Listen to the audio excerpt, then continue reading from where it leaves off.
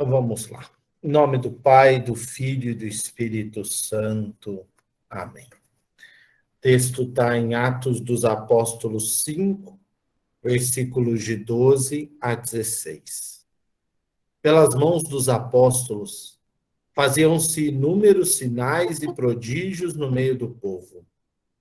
Costumavam estar todos juntos, de comum acordo no pórtico de Salomão, e nenhum dos outros ousava juntar-se a eles. Embora o povo os engrandecesse, mais e mais aderiam ao Senhor pela fé, multidões de homens e mulheres, a ponto de levarem os doentes até para as ruas, colocando-os sobre leitos e macas, para que ao passar Pedro, ao menos a sombra cobrisse algum deles. Também na cidade de Jerusalém, acorriam multidões, trazendo enfermos, atormentados pelo Espírito, aos quais eram curados. Interveio então o sumo sacerdote com toda a sua gente, isto é, o partido dos saduceus, tomaram as mãos sobre os apóstolos e os recolheram na prisão. O anjo do Senhor, durante a noite, abriu as portas do cárcere e, depois de havê-los conduzido para fora, disse: Ide e apresentai-vos no templo. Anunciai com ousadia ao povo tudo o que se refere àquela vida. Tendo ouvido isso, entraram no templo ao raiar do dia e começaram a ensinar. Palavra do Senhor, graças a Deus. Pedimos a intercessão da Virgem Santíssima, que ela nos ensine a sermos homens e mulheres cada vez mais atentos à boa nova e cada vez mais firmes nesse caminho do Senhor. Ave Maria, cheia de graça, o Senhor é convosco. Bendita sois vós entre as mulheres, e bendito é o fruto do vosso ventre, Jesus. Santa Maria, Mãe de Deus, rogai por nós, os pecadores, agora e na hora de nossa morte. Amém. Boa noite a todos. Vamos então dar andamento às nossas formações e continuando então da liturgia da palavra, àqueles que não acompanharam os outros e quiserem acompanhar, eles estão lá disponíveis no YouTube da nossa paróquia para serem assistidos por quem quiser, né?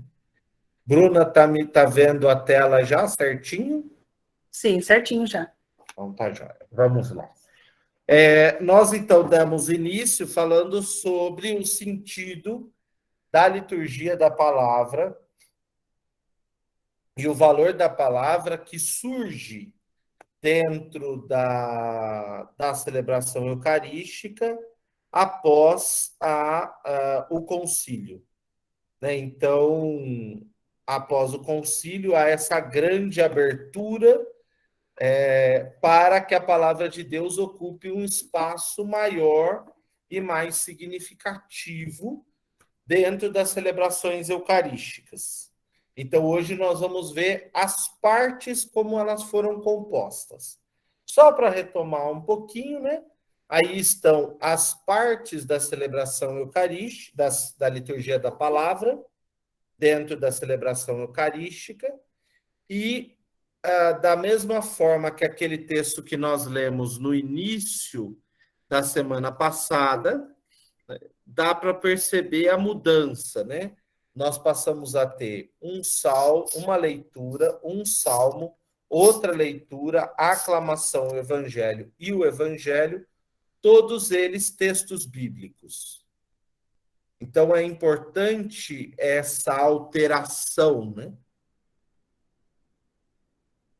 De um ou dois textos que existiam antes, dos quais se repetiam sempre os mesmos cotidianamente, por exemplo, em quase toda a missa, se lia o capítulo 1 de São João, sempre. Então, as liturgias tinham aí um ritmo mais ou menos comum. Com a alteração e o projeto de Paulo VI, a nova missa, assim chamada, ou a missa do ritual de Paulo VI, tem uma ampla quantidade de leituras. Isso falamos só aos domingos. Costumeiramente, e agora isso tem diminuído bastante e tende a acabar, antes do início da liturgia da palavra, existia-se um breve comentário no qual se reforçava se fazia um pequenino resumo. Até alguém fez uma pergunta na semana passada sobre aquela frase que está bem abaixo da primeira leitura, a frase, depois vem o texto. Essa frase era uma parte muito usada nesses comentários, né? Se fazer aí uma soma dessas frases. Os comentários começaram cada vez mais a sumirem, principalmente porque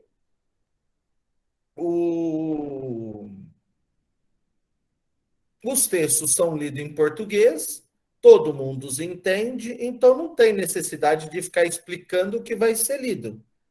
Tem necessidade que as pessoas se atentem ao que vai ser lido.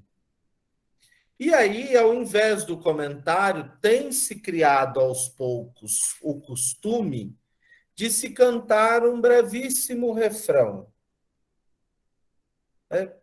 Guarda a palavra, guarda no coração, que ela entre em sua alma e penetre os sentimentos. E essa música, ela vai acalmando, né? Tua palavra é luz no meu caminho, luz no meu caminho, meu Deus, tua palavra é. E esse refrão vem para quê, padre? Exatamente para a gente tentar atingir uma coisa que para nós é muito difícil no Brasil. Não sei se é porque somos um povo muito vibrante, muito aceso, muito ligado, que é o exercício do silêncio. Ah, padre, mas é ficar quietinho? Não é só ficar quietinho. Silenciar é mais do que ficar quieto. É aquietar os lábios, mas também aquietar a cabeça, o coração. E pedir a esse Deus que nós possamos agora ouvir com atenção. Então, esse é o momento de acalmar-nos. Por isso que se senta. Né? O sentar é sentar como o discípulo, que abre os ouvidos para ouvir o mestre que vai falar. É o próprio Deus que nos fala na sua palavra. E nós somos convidados a ouvir. A ouvir aquilo que ele deseja nos comunicar, com atenção e com cuidado. Por isso, duas posturas são necessárias. Uma assembleia aberta e disponível para ouvir, uma assembleia que saiba descobrir o valor do silêncio, e precisamos aos poucos trabalhá-lo. E silêncio sem fundinho musical, sem nada. Que a pessoa cante esse refrão e depois acalme o seu coração e os textos continuem. Então, primeiro, uma assembleia que se dispõe a ouvir, isso é fundante. Segundo, leitores que se disponham a ler. Às vezes as pessoas falam assim, não, nós precisamos de pessoas que leiam bem. Não são pessoas que leiam bem. Nós precisamos de pessoas que leiam com calma. é mais do que bem. Por quê? Porque essa palavra ela precisa ter uma cadência própria, né? Ela precisa chegar ao coração. Pelas mãos dos apóstolos faziam-se numerosos sinais e prodígios no meio do povo.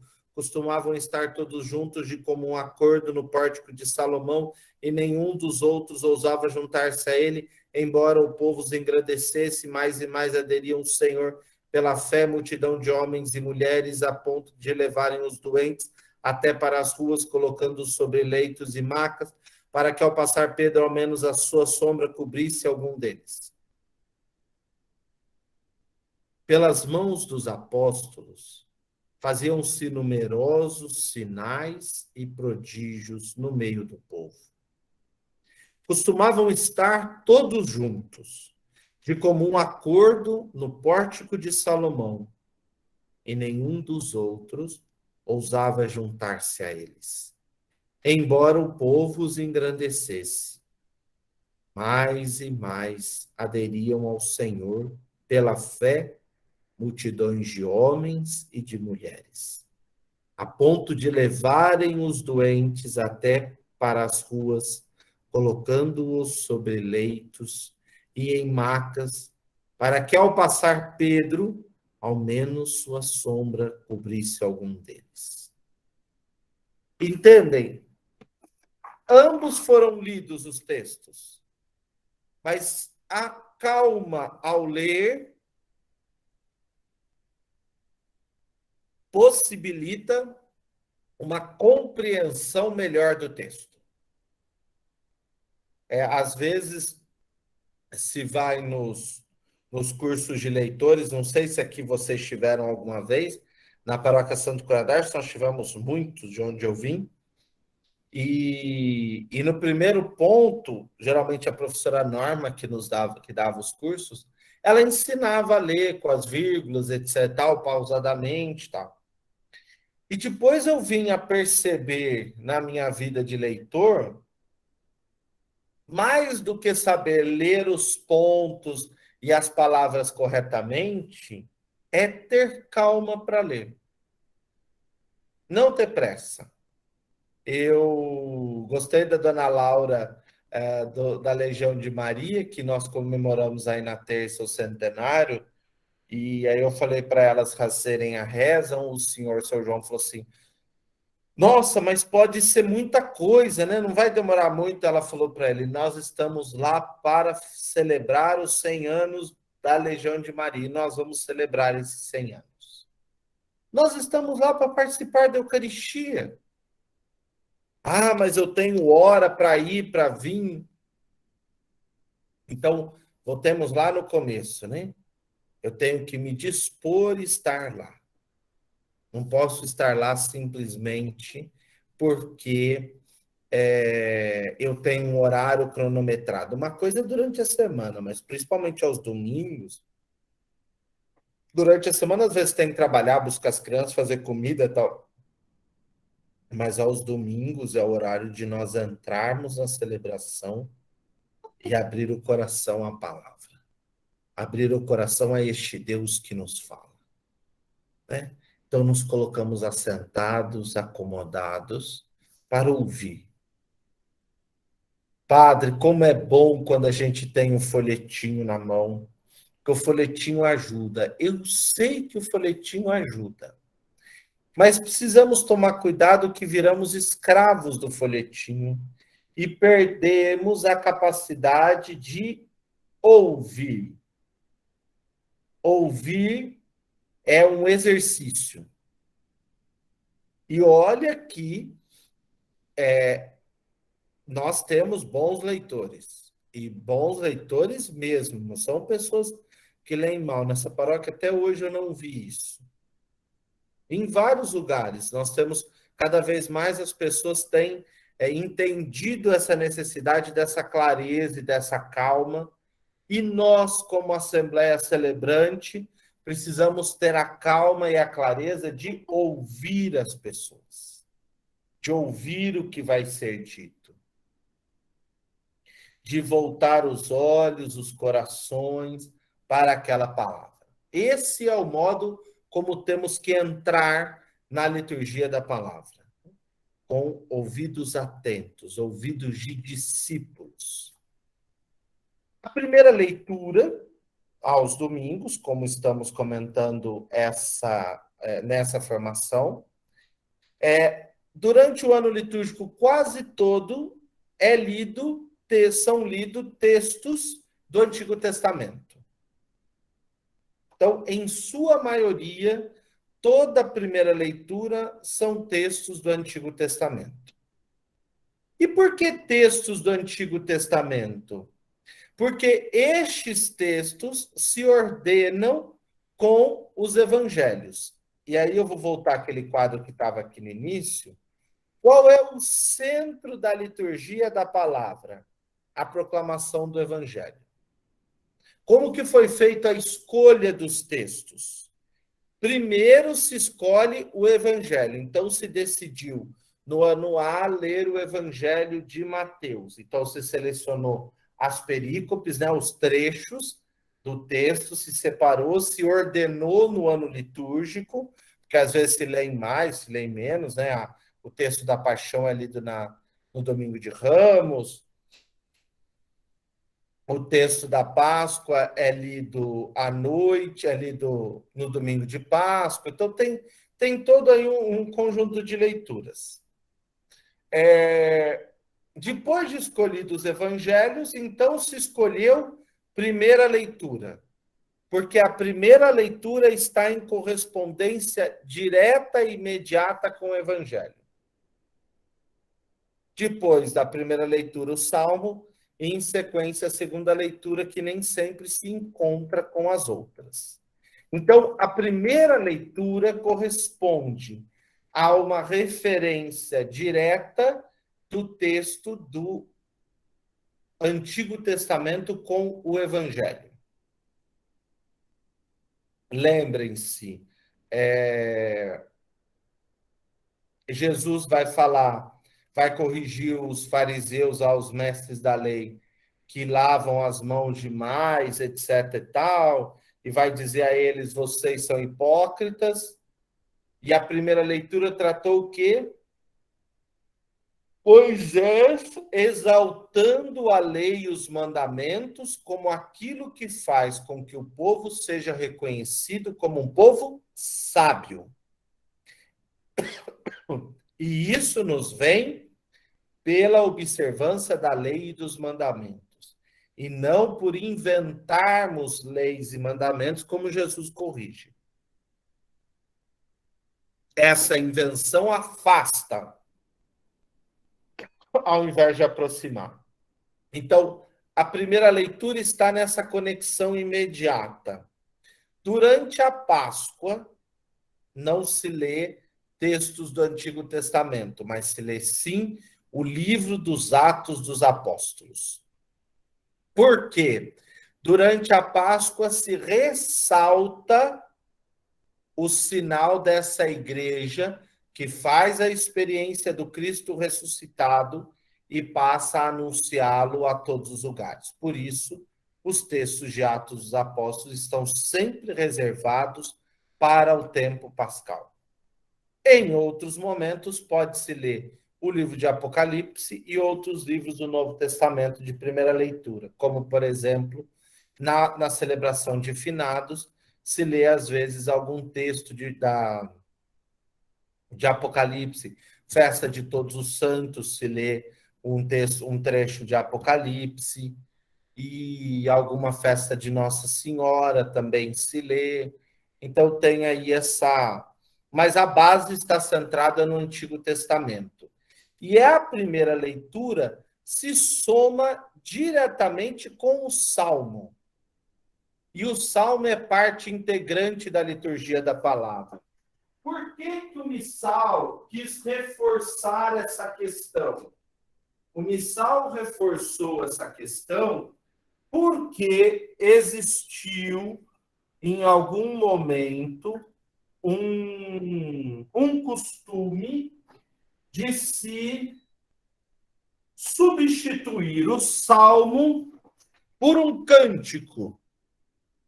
Aqueles que lembram dos disquinhos, que olha, isso é de idos tempos, que quando se cantava nas missas, tinham uns disquinhos da irmã Miriam, do Padre Zezinho, missa da alegria, missa dos bem-aventurados do Navarro, alguns disquinhos da custódia, e mesmo alguns CDs, mas pouco. Antes eram os LPs mesmo, pequenos ou grandes, que eles traziam, ao invés do canto do salmo, do refrão do salmo e das estrofes, traziam um canto de meditação.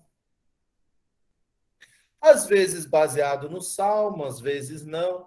Isso era bastante comum. Eu agora não consigo me lembrar de uma dessas músicas, mas existia isso. Então, o que o Missal Novo quis reportar é parte integrante da liturgia da palavra. E deve ajudar a meditar a palavra de Deus. Então, o salmo corresponde a cada leitura e normalmente ele está lá no lecionário. E esse salmo, eu gosto disso, de preferência, o salmo responsorial será cantado, ao menos no que se refere ao refrão. Por que o salmo é cantado? E por que o salmo tem um refrão? Não, o salmo normalmente não tem refrão. São poucos os salmos com refrão. Mas a ideia desse salmo responsorial é que o salmo continue ecoando aquilo que foi refletido e meditado na primeira leitura. Vamos lá. Na solenidade da Ascensão do Senhor, a primeira leitura é tirada do livro de Atos dos Apóstolos, logo no comecinho, capítulo 1, verso 1, de 1 a 11, que vai dizer que Jesus, é Lucas narrando que Jesus subiu aos céus à frente dos discípulos. Aí o salmo vem. Por entre aclamações Deus se elevou, o Senhor subiu, ao toque da trombeta. O que esse refrão aqui já faz? Ele já reforça a ideia do que foi proclamado aqui na primeira leitura. Se nós pegarmos, por exemplo, o texto da missa de Pentecostes, já que estamos aí com Pentecostes. Aí acontece o texto de Pentecostes que vocês conhecem bem, narrado por Lucas, Atos dos Apóstolos 2, de 1 a 11. E aí o salmo vem o quê?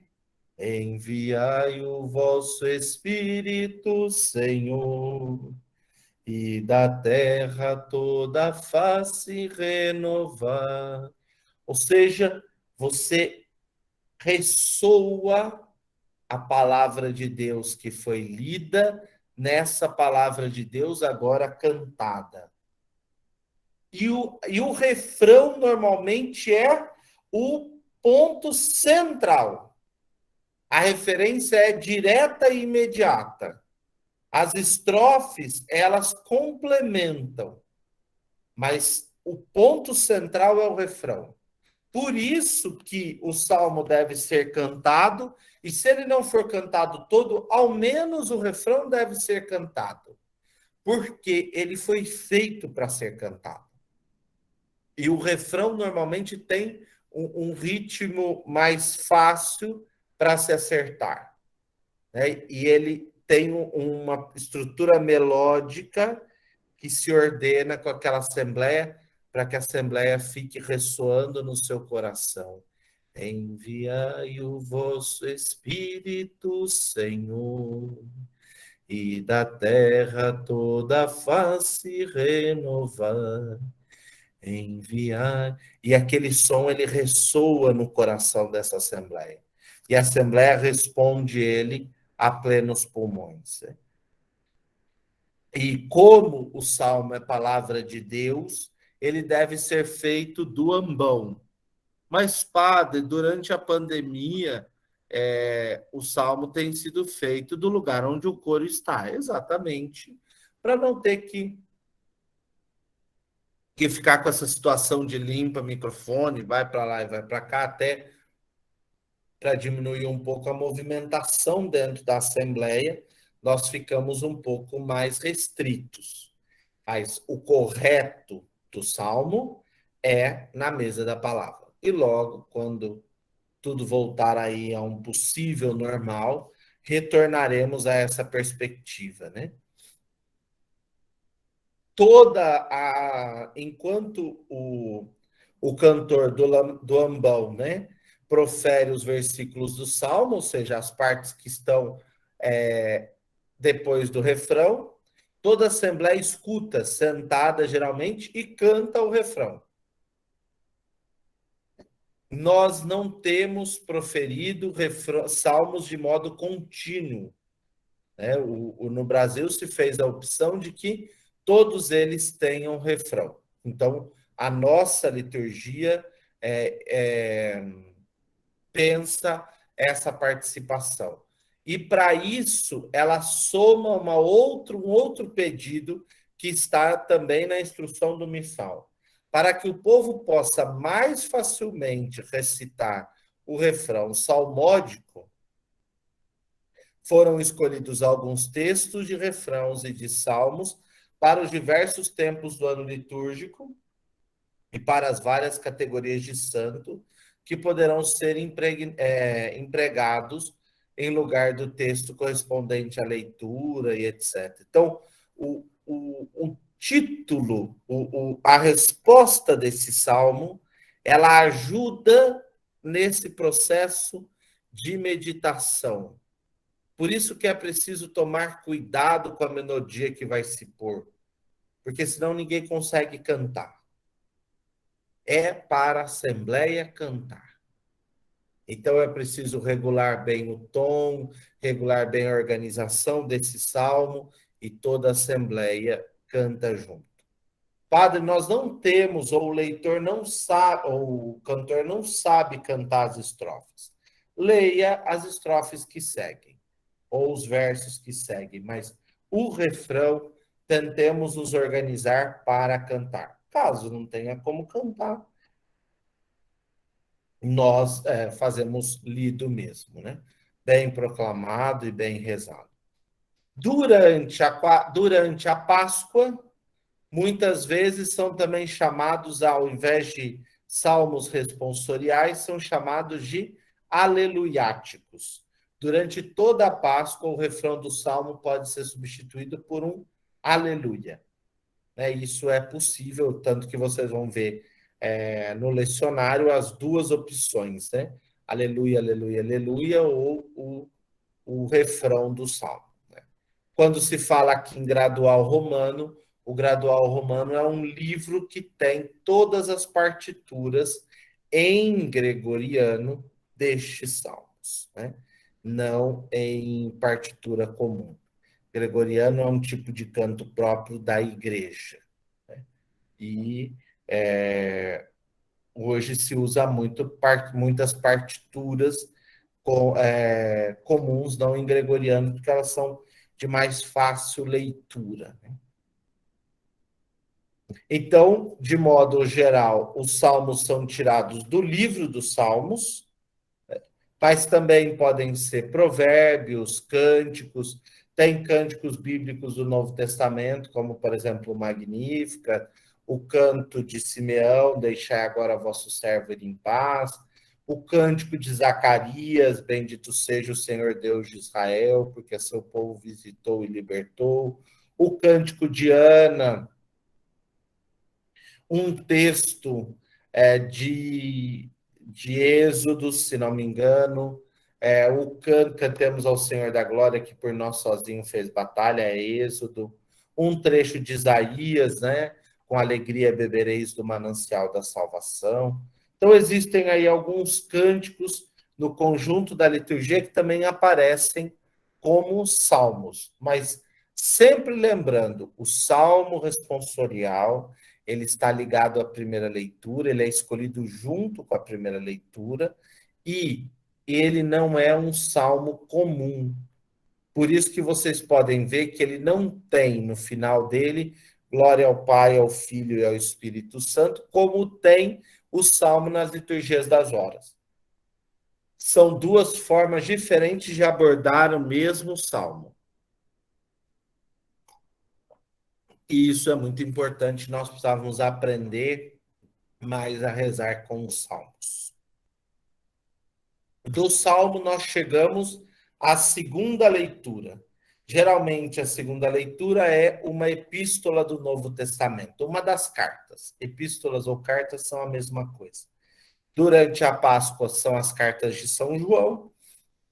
Durante o ano litúrgico, são cartas de Paulo, carta a Tiago, cartas de Pedro, e aí elas vão se variando aí, se alternando no decorrer do ano. A segunda leitura normalmente tem o Evangelho no centro, ligado diretamente à primeira leitura e ao Salmo, e a segunda leitura corresponde a uma prática vivencial da igreja.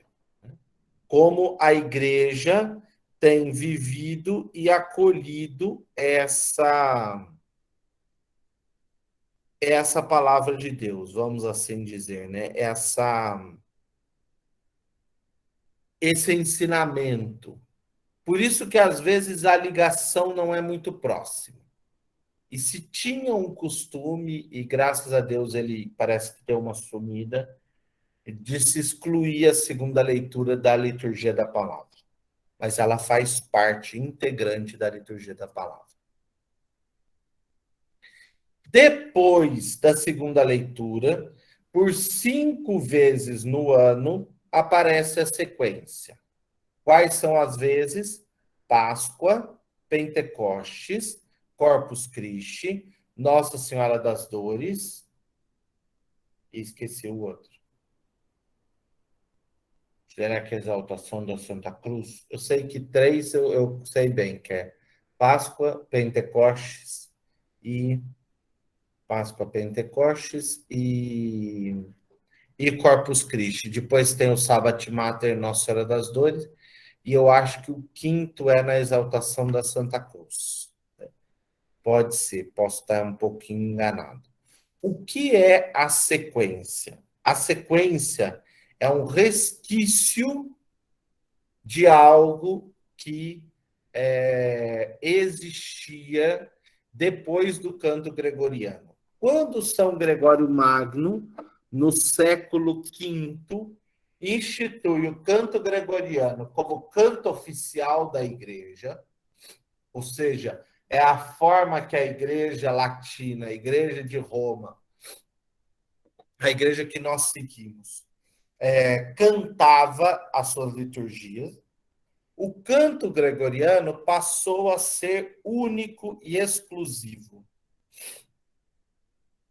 E o canto gregoriano não tem polifonia, aquele conjunto de vozes, etc. e tal. E ele se altera muito pouco, são 8 formas de canto gregoriano. Eu acho que é mais ou menos isso, né? Não sou aí de umas sumidades em música gregoriana. A sequência, então, foi inventada na Idade Média para se ter opção de outros cantos. O que se cantava, padre, nesse período? O Kyrie, no início, logo que o padre chegava ao altar, o Glória, o Aleluia, o Santo, o Cordeiro, a aclamação memorial, o mistério da fé, o Santo, o Cordeiro, e só. Era isso que se cantava. Talvez eu esteja esquecendo algum. Então, eles criam a sequência como a possibilidade de se ter outras músicas. E a sequência, então, era um texto elaborado, era uma música que tinha a polifonia, tinha todo um outro trabalho de se cantar. Passa com o tempo, as sequências caem e sobram somente 2 obrigatórias. É Páscoa e Pentecostes. As outras são facultativas. Então, só nesses 2 dias elas aparecem, né?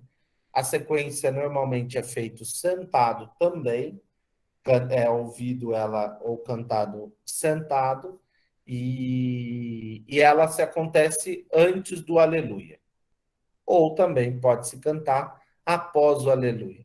Como no Brasil o aleluia já marca a aclamação ao evangelho, então acaba se cantando antes da aclamação ao evangelho, a sequência a sequência nas missas. Por exemplo, a sequência de Páscoa, né? Cantai cristãos afinal, salve vítima pascal. Cordeiro inocente o Cristo, abriu-nos do Pai o aprisco. Por todo ovelha imolado, do mundo lava o pecado, duela um forte mais forte. É a vida que enfrenta a morte. Então, o texto é um texto poético sobre o dia litúrgico. No caso, aqui a Páscoa, né? Exalta aí o tempo pascal, o dia da celebração. Depois da segunda leitura, sim, tirando a exceção de algumas vezes que se tem a sequência, nós vamos para a aclamação ao Evangelho. Então, toda a assembleia em pé. Por que em pé? Num gesto de prontidão.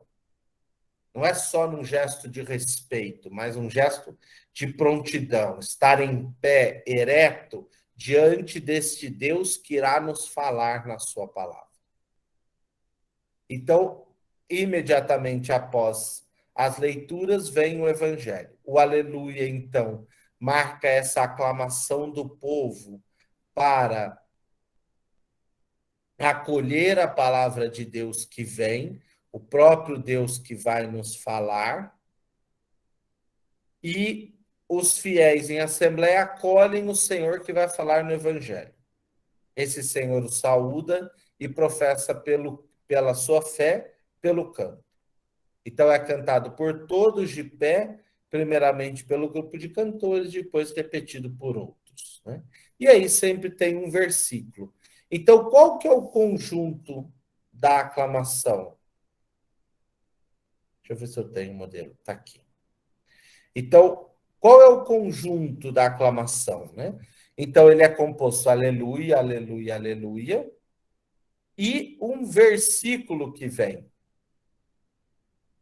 Este versículo, junto com aleluia, é que compõe a aclamação ao evangelho. A aclamação ao evangelho não é aleluia, aleluia, aleluia, aleluia, aleluia, aleluia. Não. A aclamação do evangelho é aleluia, aleluia, aleluia. O nosso Cordeiro Pascal, Jesus Cristo, já foi imolado. Celebremos assim esta festa na sinceridade e na verdade. Aleluia, aleluia, aleluia. Então, as duas partes é que compõem essa aclamação. Quando é na quaresma, o aleluia é substituído por um outro título de louvor a Jesus, mas que não seja o aleluia. Por quê? Porque depois, na vigília pascal, o aleluia vai ser entoado. Aquele aleluia que ficou quieto e silencioso durante toda a quaresma, agora vai retumbar, porque é tanto que ele é até entoado, né? Aleluia.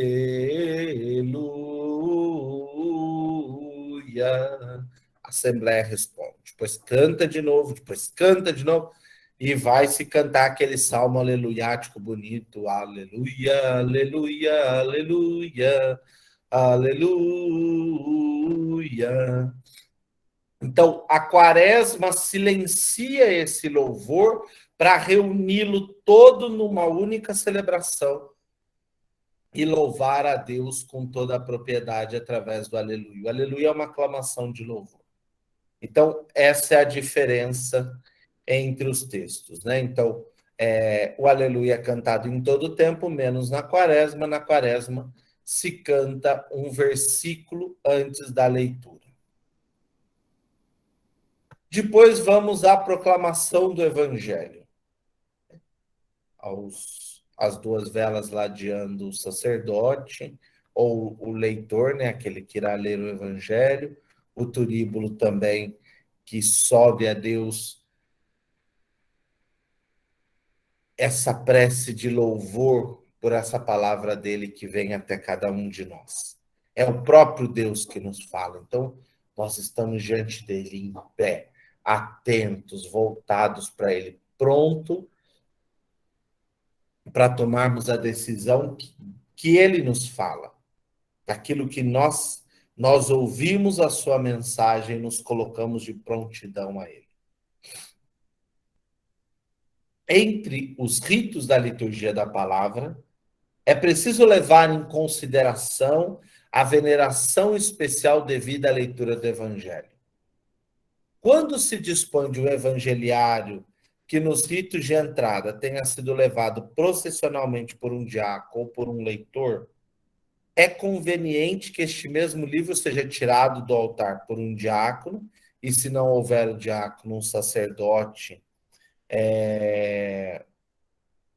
Se não houver o diácono, um sacerdote seja levado até o ambão pelo ministro com 2 velas e incenso, ou outros sinais de veneração. Normalmente são 2 velas ladeando e o incenso.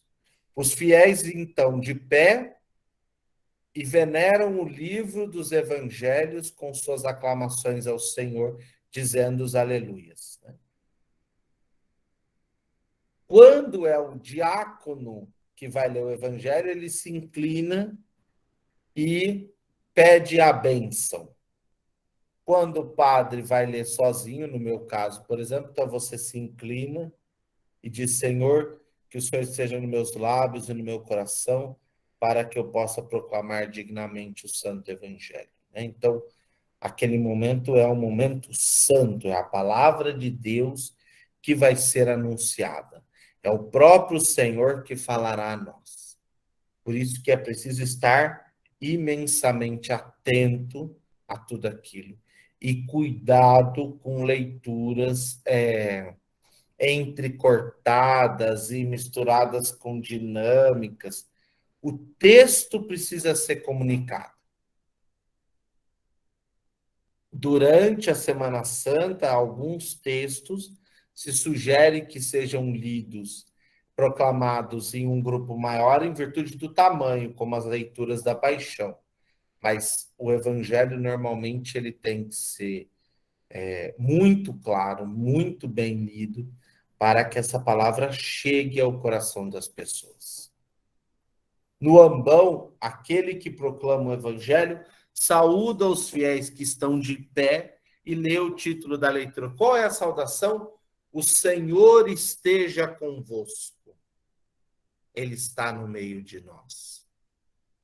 Proclamação do Evangelho de Jesus Cristo, segundo Marcos. Glória a vós, Senhor. Glória a vós pela palavra que nós vamos ouvir agora, né? Então, o sinal da cruz na fronte, na boca e no peito mostra essa abertura da vida para acolher a boa nova. Que o Senhor abra minha mente, os meus lábios e o meu coração para acolher essa presença do Senhor. Desse Deus que fala. Então, não é pelo sinal da Santa Cruz livrar-nos Deus nosso Senhor dos nossos inimigos. Isso a gente reza quando vai rezar o terço, isso a gente reza antes de dormir, na hora que acorda.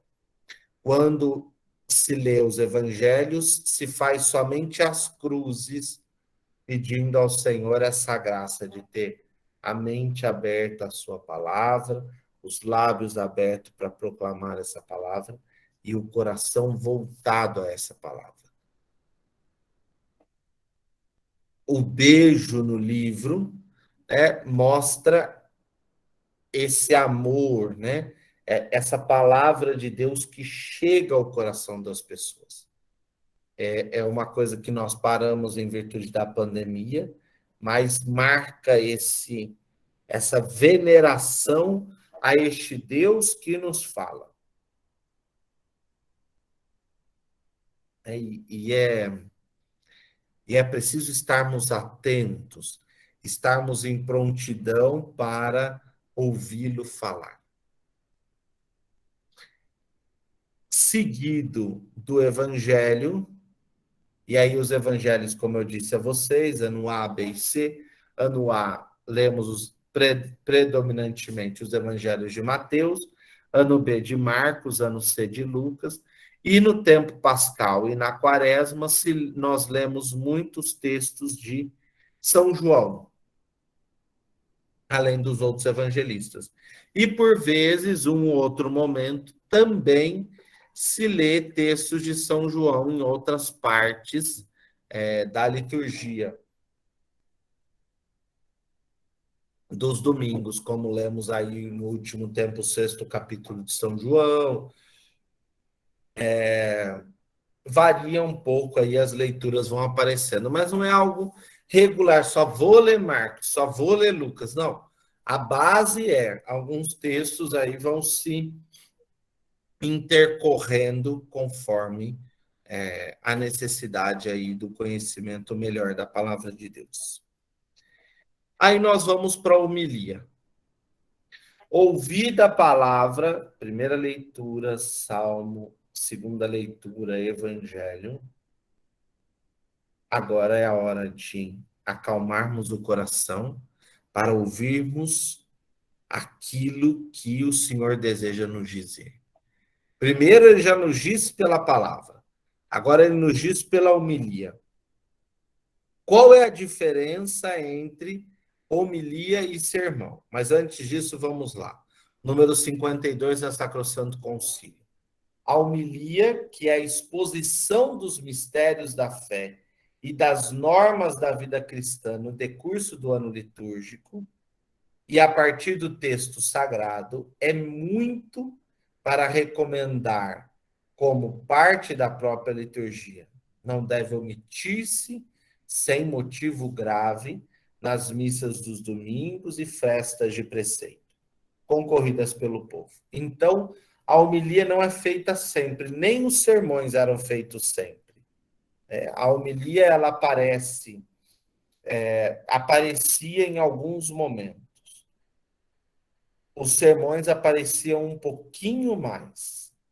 Os sermões têm uma característica moral, moralizante, de organizar a sociedade, de pôr ordem no povo.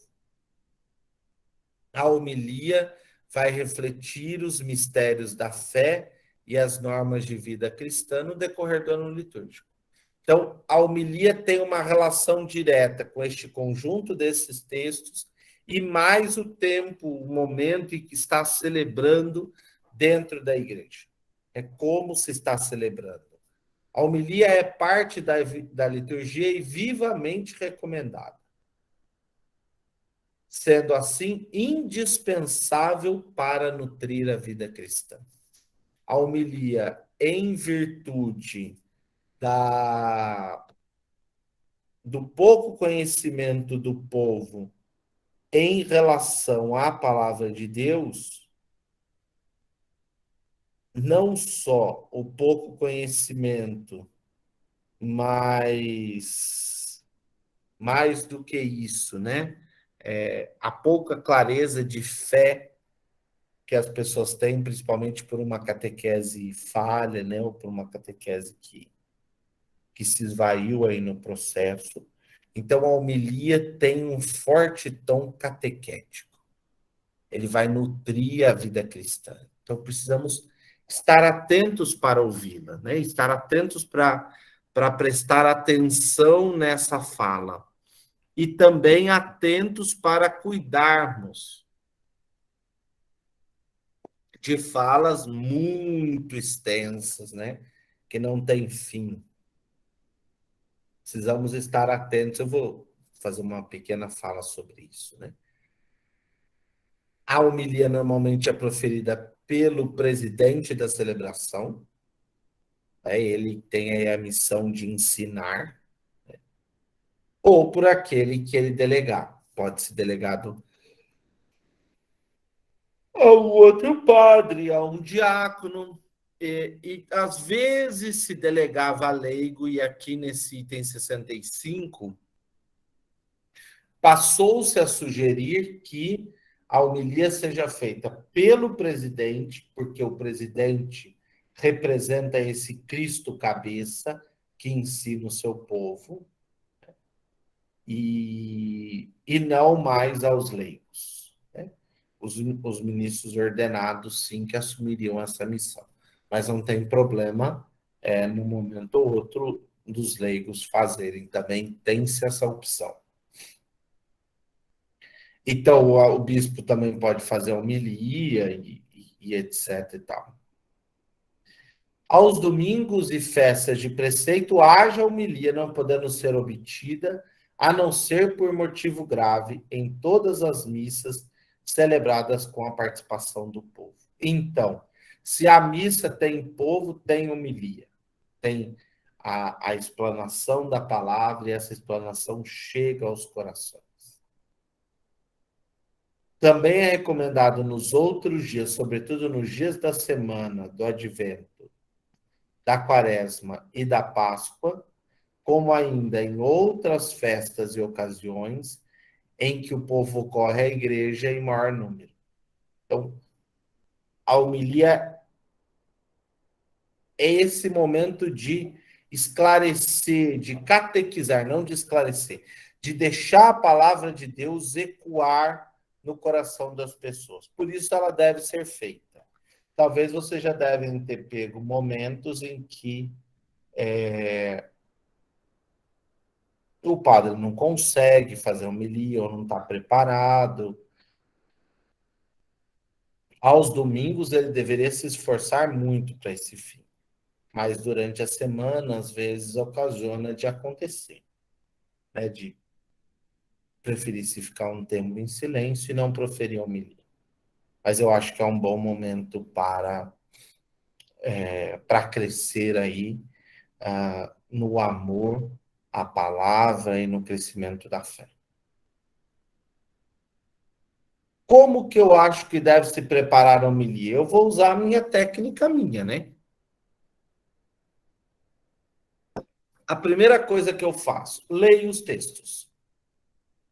Primeira leitura, Salmo, Evangelho, segunda leitura. Leio. Leio uma vez, às vezes leio duas, e vou deixando aquele texto ser refletido, meditando todo o contexto, toda a estrutura que o texto foi pensado, tanto a partir da leitura no missal, quanto a partir da leitura no texto bíblico. Depois de meditar, eu tento relacionar esse texto com o tempo em que nós estamos rezando. Que tempo que eu estou rezando? Como que eu posso tirar desse texto o caminho para construir a minha reflexão? Depois de tudo isso, eu pergunto para o texto: o que você quer me dizer? O que você quer me ensinar nesse momento? Né? O texto fala, a palavra de Deus, ela nos fala, ela tem vida. Então, aquele que vai fazer homilia, o homiliasta, ele precisa primeiro deixar aquele texto falar para si mesmo. E ele vai abrindo horizontes dentro do texto. E aí depois você acha um fio que norteia aquilo que o seu coração refletiu e meditou. E aí aquela palavra encontra um espaço. Isso pode ser feito escrito. Eu também gosto de, às vezes, consultar manuais de homilias. Não sei se vocês já viram, eu vou pegar um para mostrar para vocês.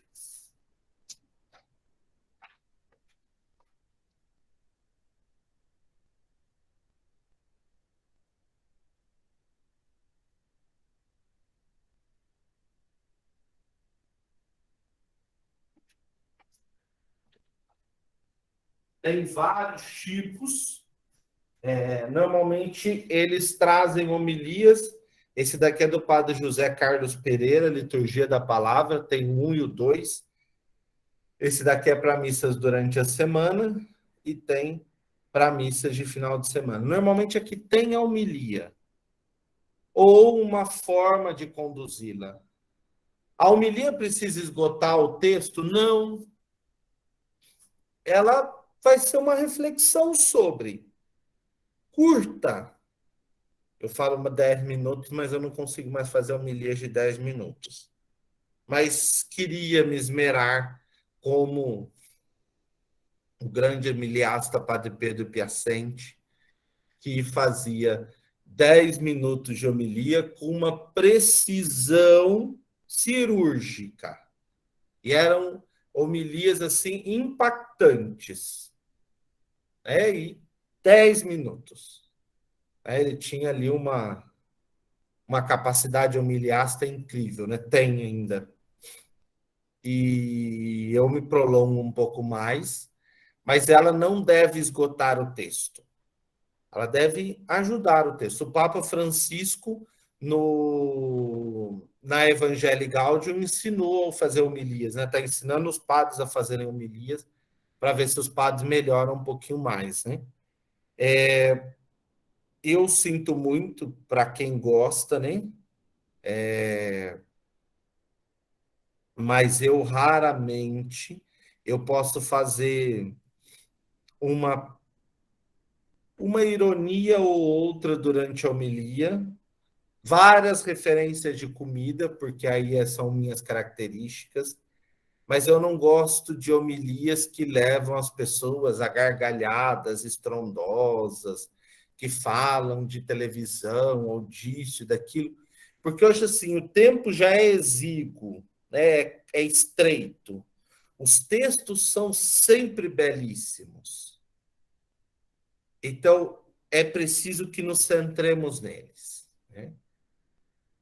E o meu professor de homilia na faculdade, o cônego José Luiz Araújo, que vocês conheceram, porque foi pároco aí da grande maioria,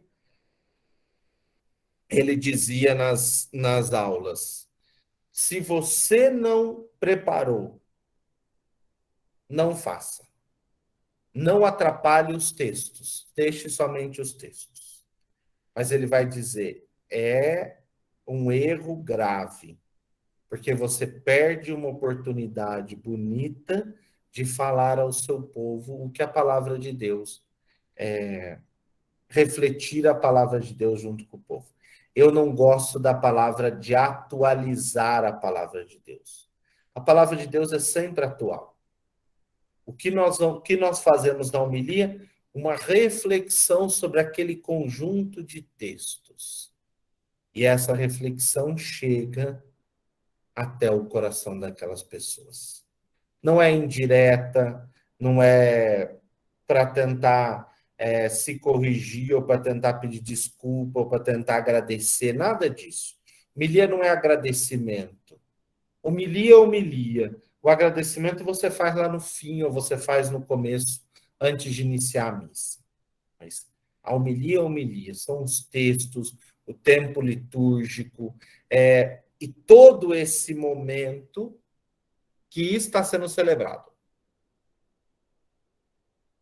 E lembre-se, é uma sequência de textos. Então, semana a semana, as pessoas vão meditando e vão crescendo mais nisso. Então, eu não preciso esgotar. Eu vou trabalhando, e é até bom que deixe uma caraminhola na cabeça das pessoas, porque elas também vão procurar, vão ouvir outras homilias e vão para campos diferentes. Só para a gente finalizar, então, vou passar um pouquinho do tempo, tá? Depois das homilias, aos domingos e solenidades. Ontem foi festa. Festa não se reza a profissão de fé. Festa se canta o hino de louvor, mas não a profissão de fé. Profissão de fé é reservada para os domingos e solenidades. O símbolo da fé, ou a profissão de fé, tem por objetivo levar todo o povo reunido a responder à palavra de Deus anunciada na Sagrada Escritura e explicada na homilia, bem como proclamando a regra de fé por meio de fórmula aprovada para o uso litúrgico, recordar e professar os grandes mistérios. O símbolo da fé aos domingos, ele vem nos recordar da nossa fé. Então, ouvimos a palavra de Deus, aclamamos essa palavra, ouvimos a interpretação, a explicação, a reflexão sobre essa palavra, agora como um povo de fé, em pé, consciente da minha fé, eu me dirijo a esse Senhor dizendo, eu creio em Deus Pai Todo-Poderoso, Criador do céu e da terra, e em Jesus Cristo, seu único Filho, nosso Senhor, que foi concebido pelo poder do Espírito Santo, nasceu da Virgem Maria, padeceu sob Pôncio Pilatos, foi crucificado, morto e sepultado. Ou seja, em cada frase está se meditando uma parte daquilo que foi, daquilo que é a nossa fé. Eu dou aula sobre o surgimento das profissões de fé, né? E vou ensinando aos alunos como esses textos vão sendo elaborados a partir das definições de fé que as igrejas, os apóstolos, os bispos, os pregadores vão somando por exemplo, o símbolo niceno-constantinopolitano, que nós no Brasil rezamos pouco, ele remete lá ao século IV. O símbolo dos apóstolos remete ao século II, que é o que nós costumamos rezar sempre, né? Creio em Deus Pai Todo-Poderoso, Criador do céu e da terra. O niceno-constantinopolitano é: creio em um só Deus, Pai Todo-Poderoso, Criador do céu e da terra e de todas as coisas visíveis e invisíveis, em um só Senhor Jesus Cristo, Filho unigênito de Deus, gerado, não criado, consubstancial ao Pai, que é uma profissão de fé mais longa. Então, nós não professamos a fé só quando ela se renova nos batismos, primeira Eucaristia, Vigília Pascal, Crisma, mas nós, a cada domingo, afirmamos: esta é a nossa fé. A profissão de fé é um canto também. Cantamos ele pouquíssimo no Brasil, mas é um canto. Pode ser cantado ou pode ser recitado. Pode ser feito em 2 coros, pode-se criar aí uma estrutura, né? Existem melodias muito bonitas da profissão de fé que valeria a pena um dia a gente aprender para poder cantar, né? São belíssimas. Mas é o momento em que professamos essa fé. E essa fé que nos vem pela igreja no Senhor que acaba de nos falar.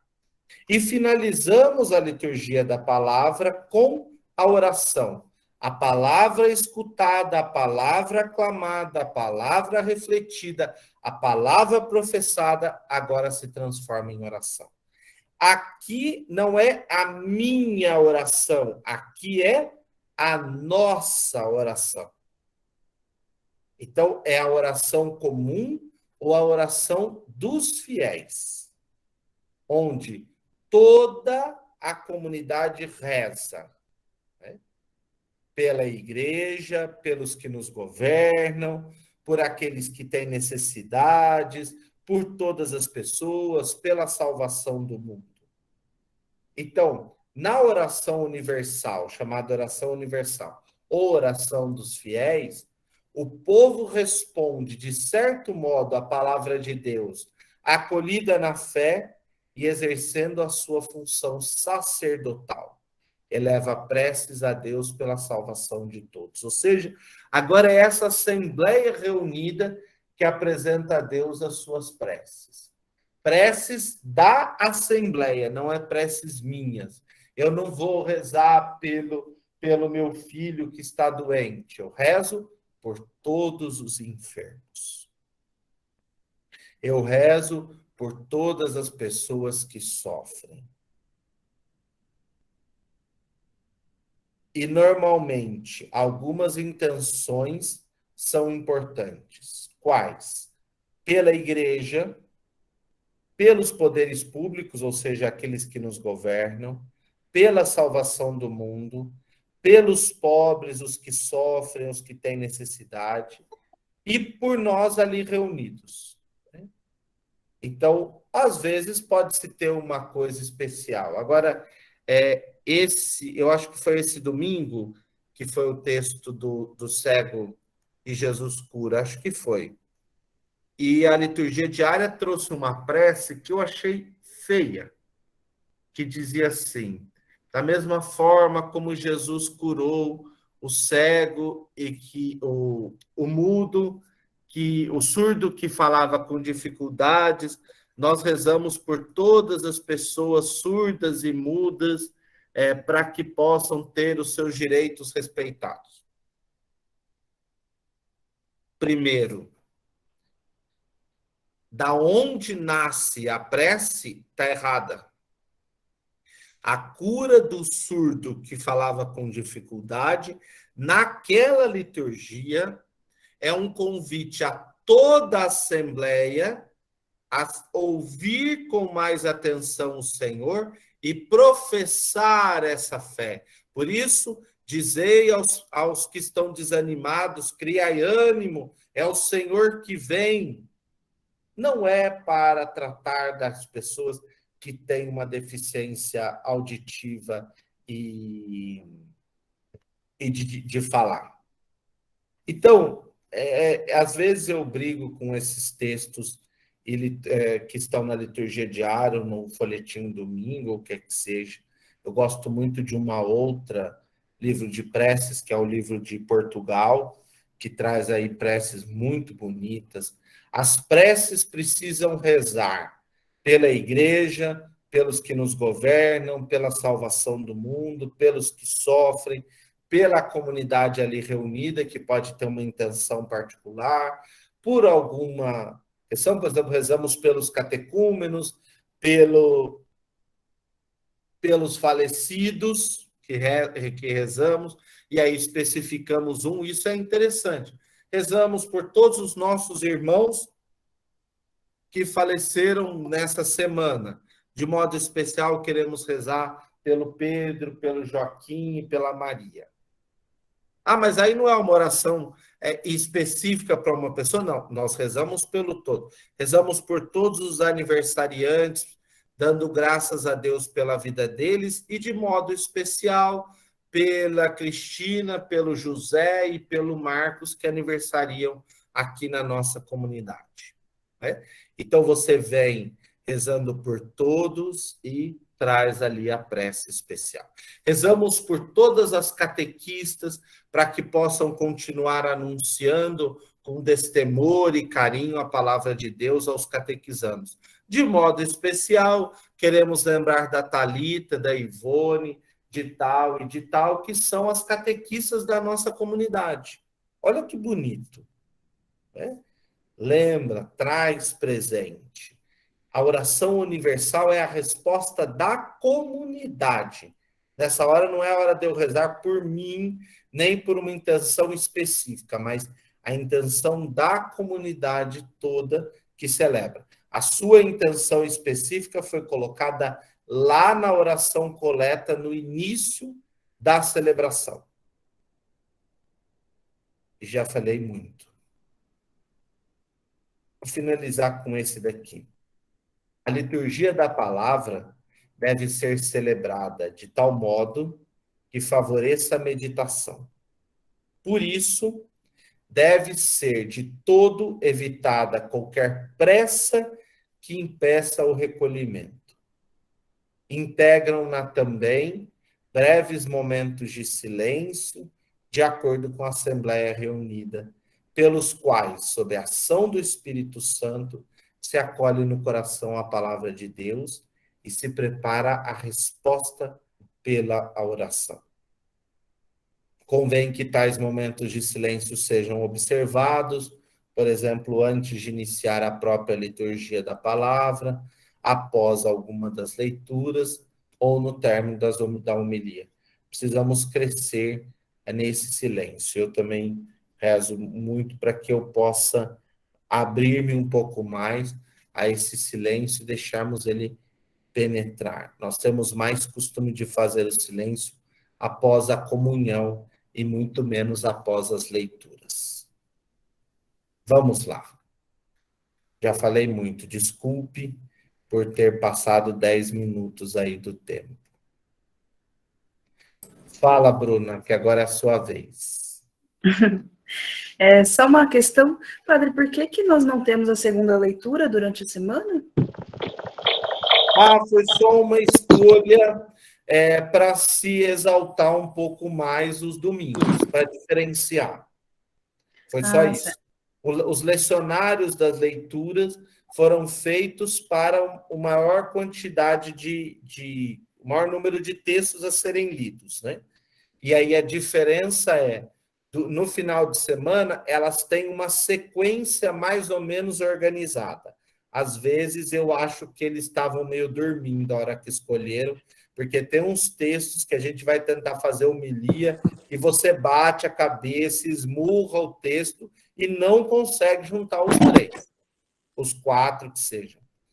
Agora, durante a semana, eles seguem um outro ritmo. Qual é o ritmo?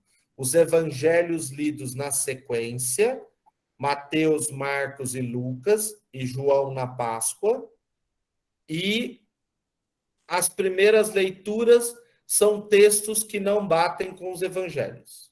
Então, durante a semana, se você quiser bater a cabeça na parede, é tentar somar os 2, porque não é fácil. Então, durante a semana a leitura com o Salmo e o Evangelho é separado. Vocês podem ver que o Evangelho segue o ano todo e a primeira leitura se intercala entre ano par e ano ímpar. O ano par e o ano ímpar é só para poder ler mais textos. É só esse o motivo. Tanto que nós começamos com Mateus, passamos por Marcos e sempre terminamos com Lucas. Porque Lucas tem os melhores textos apocalípticos, que estão ali no capítulo 12, 13 de Lucas, né, que estão aí na última semana do ano litúrgico. Legal, obrigada, padre. Agora o seu Fernando? Olá, boa noite, padre Leonardo, tudo bem? Tudo. É o seguinte, falando das leituras, né? A palavra de Deus é anunciada, é Deus falando à Assembleia, certo? Eu tenho notado muitas vezes que se colocam crianças para fazerem leitura. Eu percebo que aquilo que o senhor acabou de colocar para a gente, dificilmente uma criança consegue fazer. Não é impossível, já ouvi crianças lerem bem, mas raramente. E eu acho, minha opinião pessoal, os leitores realmente precisam se preparar, estudar no texto, a cadência, como o senhor falou, a calma. O lecionário está dividido, não é em versos, é justamente a extensão do texto é para dar cadência. Sim. Certo? Então, eu acho que poderíamos nos esforçar até um pouco mais para melhorar nesse aspecto. A segunda observação é sobre a oração do credo. Né? Tem uma rubrica no missal romano, está lá escrito. Então, quando está orando nasceu do Espírito Santo, todos deveriam fazer uma vênia, inclusive o presidente. Isso não se vê normalmente, né? Na oração do credo. A minha experiência de estar muitas vezes nos Estados Unidos, lá esse observado arrisca todas as diferentes igrejas em que eu fui participar da Eucaristia, notava-se isso. E eles dão mais preferência ao credo niceno constantinopolitano do que o apostólico. Bem, enfim, esse é o meu comentário. Deixa eu só começar do fim. Eles não dão mais preferência ao credo niceno-constantinopolitano. É que a igreja tem como regra rezar o credo niceno-constantinopolitano. O Brasil tem uma exceção à regra para rezar o credo apostólico, porque quando se fez a tradução do missal, se criou a justificativa de que o nosso povo não tinha o conhecimento do credo niceno-constantinopolitano. E por isso, como já tinha decorado o credo apostólico, então ficaria esse. Por isso, o Brasil é uma exceção à regra que tem os dois. Entendi. Quase o mundo todo segue o niceno-constantinopolitano, porque ele realmente é o mais completo. Ok, muito obrigado. E é difícil conseguir rezar. A dona Pirila colocou para ser rezado, eu acho que domingo passado, domingo retrasado. Eu acabei não rezando em virtude que o povo não conhece. Então, nós precisaríamos criar um meio de trabalhá-lo, né? Ou em alguns momentos, por exemplo, o tempo da Páscoa, nós vamos todos os domingos rezar esse credo para ver se o povo consegue ir se acostumando com o ritmo dele, que é um pouco mais extenso, tem um conjunto de palavras maior, mas ele é mais completo mesmo, né? Por isso que ele é o que a igreja fez a escolha, né? Apenas sobre isso mesmo um comentário. Eu, alternadamente, aos domingos, eu assisto missa, eu participo da Eucaristia na Igreja Maronita, em São Charbel. E a Igreja do Oriente reza o niceno constantinopolitano. Sim. É interessante observar que o ritmo das leituras não é exatamente o mesmo do rito latino, mas de uma certa maneira é bastante interessante também. Sim. E sobre a questão de crianças, é a mesma coisa de adultos. Acho que o senhor falou e completou, né? É preciso treinar. Porque existe um nervosismo próprio, né? E eu gosto, quando eu vou ensinar a ler, a dizer às pessoas assim, olhem para o texto e vão seguindo o texto. Não fique tentando olhar para as pessoas. Você vai conseguir olhar para as pessoas quando você tiver segurança aqui, no texto. Então, primeiro se fixe no texto. Então, a primeira, a segunda, a 10ª, tem gente que até na 20ª vez. Eu entro à missa todo domingo, ou todo dia, e eu tenho vergonha. A vergonha faz parte de mim. E eu preciso lidar com ela. Porque senão não consegue olhar para as pessoas, não consegue fazer as coisas. As pessoas não acreditam que eu tenho vergonha, mas tenho bastante.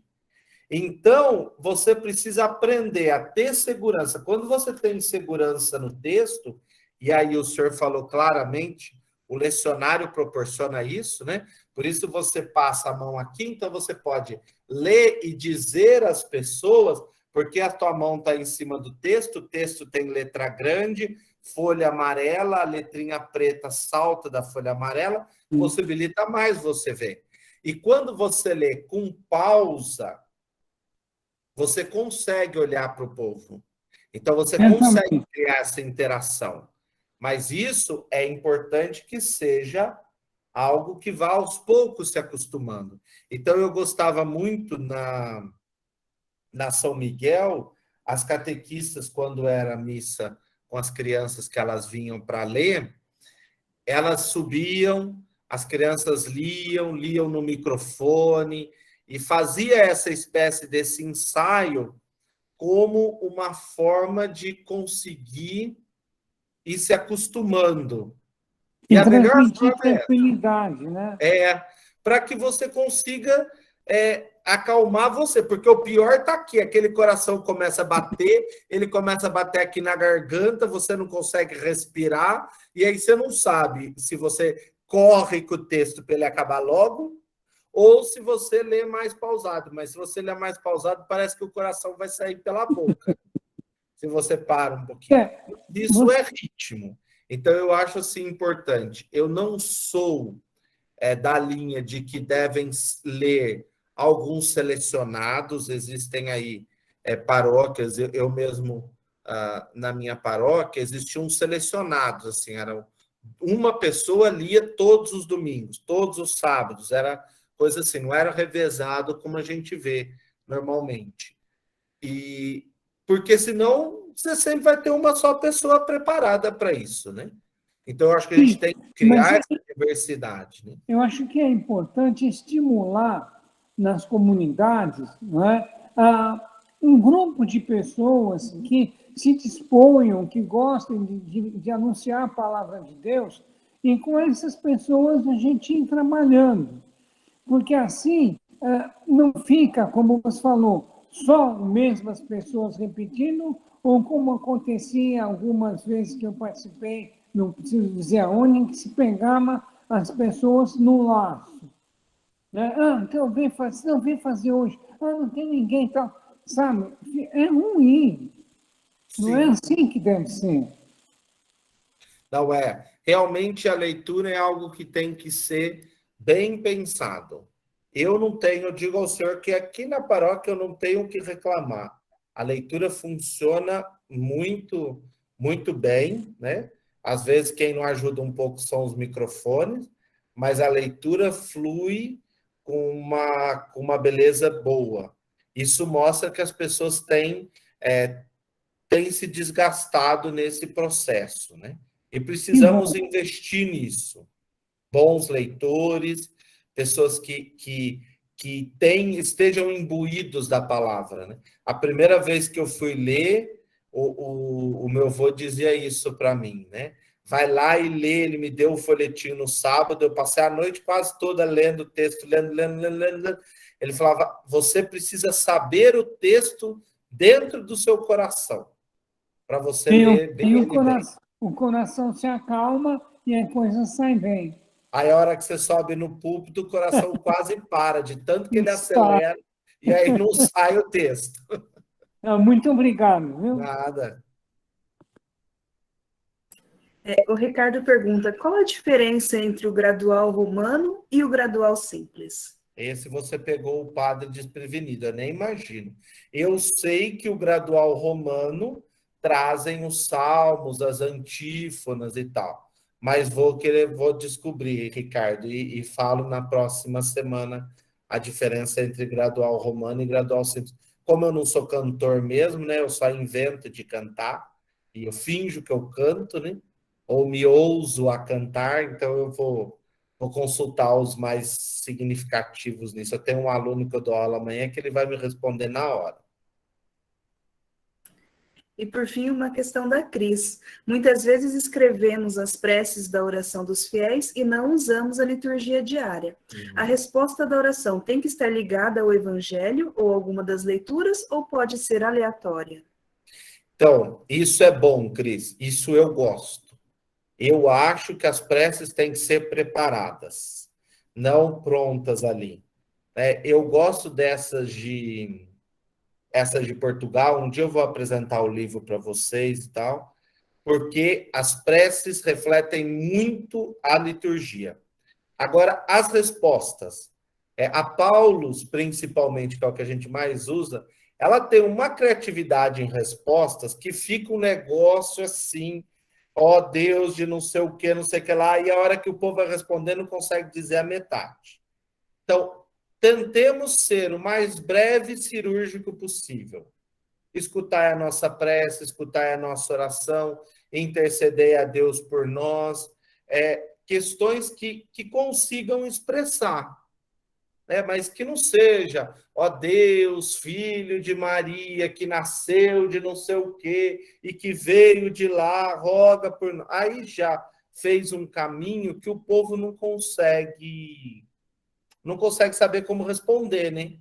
Então, essa variedade assim muito criativa também precisa segurar. Mas a resposta não precisa vir do evangelho, nada disso. É uma aclamação do povo em oração, né? Ouvir a nossa prece, interceder por nós, pedir a Deus por nós e algo desse tipo.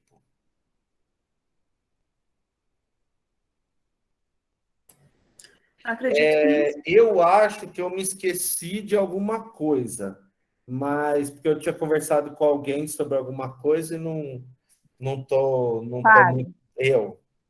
é a hora de descer depois das preces. Ah, exatamente isso, né? Houve aí um questionamento sobre que hora desce, que hora vem, que hora vai. Eu gosto de seguir, isso não tem muito uma regra. Eu gosto de seguir a regra que eu uso para música. A música ocupa o espaço do rito que vai acontecer. Então, por exemplo, o canto de entrada é para entrada, não é para mostrar a música. Então, não é porque a música tem 5 estrofes que eu vou cantar ela inteira. Claro, se a gente tiver uma procissão de 5 estrofes, tudo bem. Mas chegou, fez a reverência ao altar, incensou o altar, sentou na cadeira, que aí vamos colocar o incenso, que é o mais demorado. Você chegou na cadeira, está preparado, a música se encerra. Existem as partes fixas, que são partes fixas. Hino de louvor, santo, cordeiro, esse tem que cantar o texto que está lá. Então, quando me fizeram, que eu fiquei pensando nisso, eu gosto de seguir essa regra, né? Por exemplo, o salmista, ele vai para a mesa da palavra para cantar o salmo. Acabado o canto do salmo e a última estrofe, ele retorna ao seu lugar, a última resposta. Bem, faz a reverência e volta ao seu lugar. Nas preces, as preces elas podem ser feitas de 2 lugares, ou da mesa da palavra, ou de uma mesa que seria aí a mesa do comentador, qualquer coisa assim. Não tem problema as preces serem feitas da mesa da palavra, porque são preces que brotam dessa igreja que está como ouvinte da palavra. Então, pode-se ter as 2 opções, né? Existe até em lugares, por exemplo, na minha comunidade de origem, que era uma comunidade pequena, que as pessoas faziam as preces do lugar onde elas estavam. Então, a comunidade preparava as preces em papeizinhos, entregava a essas pessoas e as pessoas liam do mesmo lugar que elas estavam. Isso virou um costume na nossa comunidade. Por muito tempo, nem sei se ainda é assim, mas era bastante interessante, porque a comunidade era bem pequenininha, então isso favorecia, era uma coisa que parecia mesmo a ideia de que a comunidade que rezava mesmo, né? Não era uma pessoa que ia lá.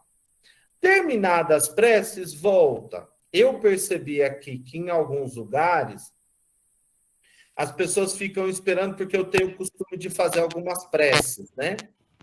Então, às vezes, as pessoas ficam esperando. Eu digo assim, eu não acho que tenha necessidade. Por quê? A pessoa terminou de ler as preces, ela não vai ter mais nada para fazer ali. Então, ela terminou, volta ao lugar dela e pronto, porque pode-se continuar e o padre fazendo, às vezes o pároco se empolga, faz até 3 preces, depois que quem leu as preces fez ainda as preces. Então, acabado, retorna ao lugar da mesma forma da leitura. Acho que não precisa ficar esperando até o padre fazer a oração final, não. Acabou. Encerra e retorna para o lugar, né? A reverência.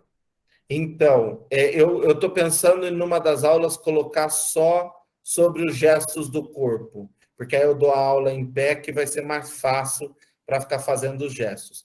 Mas a mesa da palavra nós fazemos reverência chamada vênia, né? na qual você inclina um pouquinho o tronco à palavra, né? Porque é a palavra de Deus que ali está. Por isso você chega à frente da palavra e faz uma leve referência, né, a essa palavra, porque é algo bonito. Cuidado para não deixar tempos muito extensos, né? Se organiza, você que vai ler, esteja de prontidão, o padre está acabando a oração coleta, já esteja à mesa da palavra, faz a sua reverência, porque a reverência é sua, você que vai ler, faz a sua reverência e começa a ler. O salmista já está acabando o salmo, já esteja próximo e para ter esse encadeamento, né? Maria Aparecida é a Cidinha. Nós não estamos te ouvindo, acho que você precisa tirar o som. Isso. Desculpa. O senhor terminou falando o que eu ia falar. Eu acho importante os 3 leitores da missa, das leituras, primeira, segunda e terceira, e as preces, ficar sentado já lá na frente, porque às vezes eu vejo que em algumas comunidades que o leitor sai de lá da última cadeira, lá vem, passa, aí tira toda a atenção da assembleia, né? Então, eu acho importante quem está cuidando da liturgia já colocar no primeiro banco ali os 3 leitores, né? E para ficar mais fácil, mais perto do ambão, né? Quando eu cuido de cerimônias grandes, quando eu cuidava, agora eu estou aposentado na diocese, eu gostava de levar todos os leitores comigo exatamente para isso. Fazia a reverência a todo mundo e ficava lá todo mundo esperando. Acabava ali, todo mundo lia o salmista, a primeira leitura, o salmista, a segunda leitura, nós saímos todo mundo junto e ia embora. No comum da comunidade, a comunidade se organiza, mas o leitor ele tem a função dele e depois ele retorna ao seu lugar, se tiver com a esposa, com o esposo, volta lá depois e tal, mas na hora da leitura, esteja de prontidão, né? Próximo à mesa da palavra, senão, principalmente agora que nós temos essas intercorrências de microfones, eu fico olhando, vocês têm um pároco que tem um defeito, que eu não enxergo quase nada, né? Eu não enxergo com o olho esquerdo, eu tenho um problema de visão, mas, como diz as freiras, eu enxergo até a mosquinha que pousa em algum lugar. Padre observador, né? Então, eu olho tudo o que acontece. Eu fico vendo esse trânsito de microfones para lá e para cá, porque tem que limpar e não sei o quê. Eu sei que isso não interfere na Assembleia. Eu que sou chato, porque eu observo só. Então, nós vamos tomar cuidado. Porque, às vezes, a gente quer fazer uma coisa tão discretinha e o discretinho faz um barulho, né? Então, cuidemos, vamos tentar pôr os leitores mais próximos para que a coisa aconteça com mais tranquilidade, né? Ao que o seu Luiz falou, né, seu Luiz Fernando, treinar os leitores, trazer os leitores, convidá-los, né? Pega aqui, olha, vamos pegar o livro, vamos abrir o livro, eu vou te mostrar onde você vai ler. Eu tenho visto pessoas que vêm com a liturgia ou com o folheto porque não sabem aonde o texto está. Ah, padre, mas eles se sentem mais seguros. Não ensinem as pessoas a lerem pelo folheto ou pela liturgia, porque é pior, é mais difícil. O lecionário é mais amplo, é mais fácil de se ler. Então, o mais fácil é dá o texto para a pessoa ler em casa, mas mostra para ela, olha aqui o texto que você vai ler. Eu gosto aqui que na paróquia, eu nunca tinha pensado nisso, coloca um clipezinho assim, para o texto não ficar voando para lá e para cá, né? Quase todas as comunidades fazem isso, então põe um clips, e aí o texto está ali, o texto não vai fugir, porque tem vezes que o texto foge da gente, né? Passa o ventilador e vai... A hora que você vai procurar o texto, você não acha mais. Mas tem ali o clips que segura as folhas. Então, o texto está ali, ou é para cá ou é para lá. E é mais seguro que a pessoa leia diretamente no texto, porque a visão é melhor. Por mais que tenha medo, o texto aqui ainda é melhor do que o folheto ou a liturgia diária. E às vezes a pessoa chega lá com o folheto, com a liturgia diária e não tem onde enfiar. Porque existe uma máscara que tem que tirar um microfone, que tem que segurar um folheto, uma liturgia diária, e aí vira um negócio assim. Não tem uma mesinha, não tem um nada, e aí a gente não sabe para onde vai. Então, não tem nenhum problema tirar a máscara. Tire, eu que tenho a mania de fazer tudo com a máscara, mas precisa se programar, né? Onde eu vou pôr aquilo? Né? Eu já vi esse é bom para a gente dar risada e encerrar o dia, né? A senhora foi para ler, ela não tinha onde pôr a máscara. E a primeira coisa, em vez dela pôr na mão assim e achar que ia ser o mais tranquilo, ela juntou a máscara, enfiou aqui nos peitos assim, leu, depois ela tirou a máscara, pôs e foi embora. Eu não dei risada porque a gente tem que segurar isso. Mas eu fiquei imaginando assim, o sofrimento dela de não saber o que fazer com aquela máscara. Porque ela não sabia se segurava o microfone, a máscara ou não, ela deu uma solução. A solução não ficou muito boa, mas foi dada. Tem um costume, eu lembro aí da minha avó que guardava o dinheirinho para levar na missa aqui no sutiã, e depois ela tinha que tirar para poder pôr na cestinha. Ela levava uma bolsinha assim, que colocava aqui, até a chave de pendurava no sutiã. A avó fazia isso sempre, a avó Mariquinha. Mas a gente tem que cuidar disso, porque as pessoas estão vendo, né? Então, como tem uma intercorrência maior, às vezes eu tiro a máscara e deixo no banco. Pronto. E já vou sem máscara. Tem muita gente que de pendura ela aqui na mão, né? Eu nunca consegui de pendurar na mão, mas de pendurar ela aqui na mão. Porque ali em torno da mesma palavra não tem muita coisa para você de pendurar nada.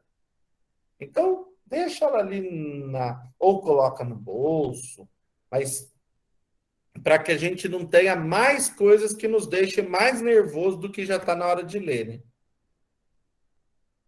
Certo, meu povo? Eu vou pensar uma aula só sobre os gestos, que aí eu também retomo essa ideia do São Luís Fernando sobre a vênia na hora que se fala algumas palavras de Jesus, de Nossa Senhora, e aí isso pode ajudar um pouquinho. Né? A gente Leonardo, conhecer um pouco mais. Oi, mãe. no São Gabriel a gente ainda faz as preces do banco. E eu acho que funciona bem. Eu Nada gosto, eu certo. acho que fica bonito. É porque a comunidade se adaptou a isso, né? A comunidade São Gabriel é de onde eu venho. Eu nem sei se os outros fazem. Mas nós fazemos. Se as outras comunidades aqui fazem. E ficou um gesto assim, que ficou característico da comunidade fazer dessa forma, e ficou bem interessante, né? As pessoas recebem o texto e o fazem. Uhum. Certo, meu povo? Então vamos pedir a benção de Deus, que já tem alguns que já estão querendo ir lá assistir o Jogo do Brasil, que eu nem sei se já acabou já. Não sei se começou, né? Porque tem uns que não conseguiu começar, mas deve estar acabando já. Então vamos pedir a benção de Deus. Olha, a Mia apareceu para rezar com a gente, para assistir. Está acordada essa hora? Tá acordada. Está acordada? Olha lá que bonitinha. A Lara e a Mia. O Otto está dormindo já? O Otto está mamando para dormir. Tá com a avó. Ai, que beleza. Então vamos pedir a bênção de Deus. O Senhor esteja com você.